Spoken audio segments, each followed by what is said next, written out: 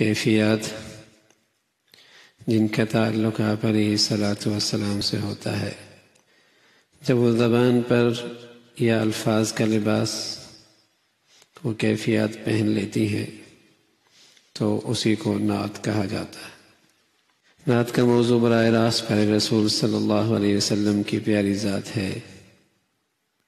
حضرات صحابہ رضوان اللہ علیہم اجمعین نے خود بھی نعتی اشعار کا ایک بہت بڑا ذخیرہ اکٹھا کیا تھا۔ شاعری اہل عرب کی گھٹی میں پڑی ہوئی تھی،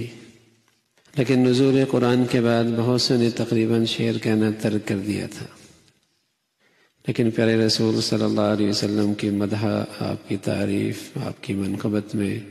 اور کفار کے خلاف آپ علیہ الصلاۃ والسلام کے دفاع میں بہت سارے صحابہ رضوان اللہ علیہم اجمعین نے قصیدے کہے ہیں۔ ان میں حضرت فاروق اعظم رضی اللہ تعالیٰ عنہ، حضرت عائشہ رضی اللہ تعالیٰ عنہ، حضرت عبداللہ ابن رواحہ، حضرت کعب ابن زہیر رضی اللہ تعالیٰ عنہما، اور خاص طور پر حضرت حسان بن ثابت رضی اللہ تعالیٰ عنہ، وہ تو اس حیثیت سے مشہور ہوئے کہ انہوں نے اپنے قصائد کے ذریعے پیارے رسول صلی اللہ علیہ وسلم کی حمایت اور مدافعت کا فریضہ انجام دیا۔ اگر یوں کہا جائے کہ نعت رسول اللہ صلی اللہ علیہ وسلم کو اپنی شاعری کا باقاعدہ موضوع بنانے والے حضرت حسان بن ثابت ہیں تو یہ شاید غلط نہیں ہوگا۔ ان کے یہ نعتی اشعار شاید بڑے بڑے نعتیہ قصائد پر بھاری ہیں۔ احسن منک لم تر قط عینی، اجمل منک لم تلد النساء، خلقت مبرأ من کل عیب کأنک قد خلقت کما تشاء، کہ آپ سے بہتر ذات میری آنکھ نے نہیں دیکھی،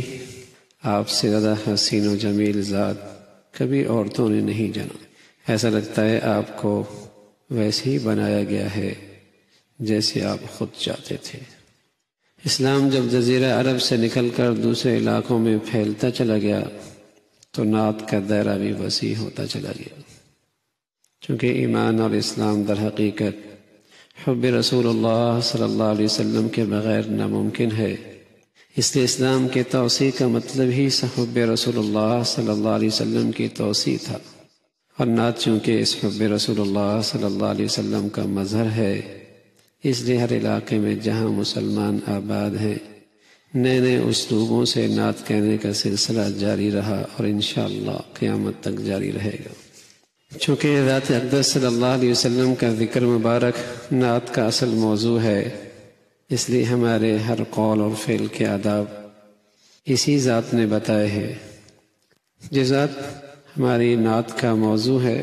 اسی ذات نے ہمارے قول و فعل کے آداب بتائے ہیں۔ ان تمام آداب کی رعایت کیے بغیر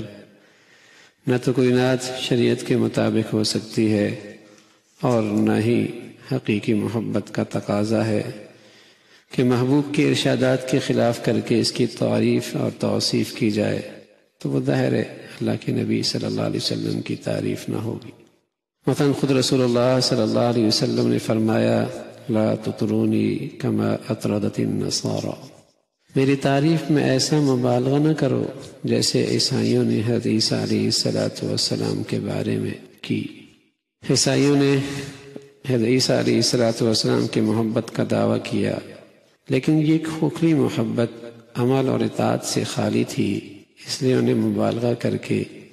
حضرت عیسیٰ علیہ الصلاۃ والسلام کا خدا کا بیٹا بنا دیا۔ پیارے رسول صلی اللہ علیہ وسلم کی محبت جو نجات کا ذریعہ تھی، حب رسول جو نجات کا ذریعہ تھی، وہ ایک جاہلانہ مبالغہ کے نتیجے میں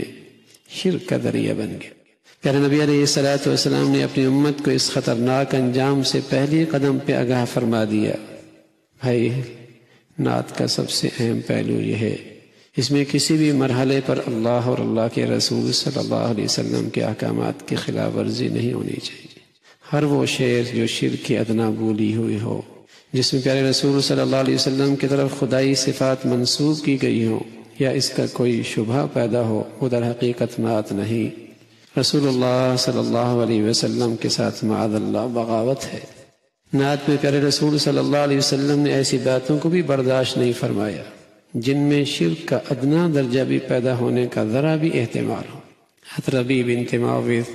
رضی اللہ تعالیٰ عنہ فرماتی ہیں، ایک انصاری صحابی ہیں، فرماتی ہیں جس روز میری شادی ہوئی اس وقت میرے گھر میں کچھ بچیاں ترنم سے اشعار پڑھ رہی تھیں۔ ان اشعار میں کچھ شہداء بدر کا ذکر تھا، کچھ رسول اللہ صلی اللہ علیہ وسلم کی تعریف تھی۔ اشعار پڑھتے ہوئے ان بچیوں نے ایک مصرع پڑھا، وَفِينَا نَبِيٌّ يَعْلَمُ فِي مَا غَدَ، ہمارے درمیان وہ نبی موجود ہے جو کل کے حالات سے باخبر ہے۔ یہ مصرع اس لحاظ سے درست تھا کہ اللہ نے آئندہ پیش آنے والی بہت سی باتوں کا علم حضور علیہ السلام کو عطا فرما دیا تھا، لیکن چونکہ الفاظ عام تھے اور ان سے وہم ہو سکتا تھا کہ آپ کی طرف وہ علم غیب منسوب کیا جا رہا ہے جو صرف اللہ ہی کی مخصوص صفت ہے، اس لیے آپ علیہ السلام نے اس مصرع کو بھی گوارا نہیں کیا اور ان بچیوں کو ٹوکتی ہوئی فرمایا، اسکتی عن هذه وقولی التي كنت تقولین قبلها، اس مصرع کو نہ پڑھو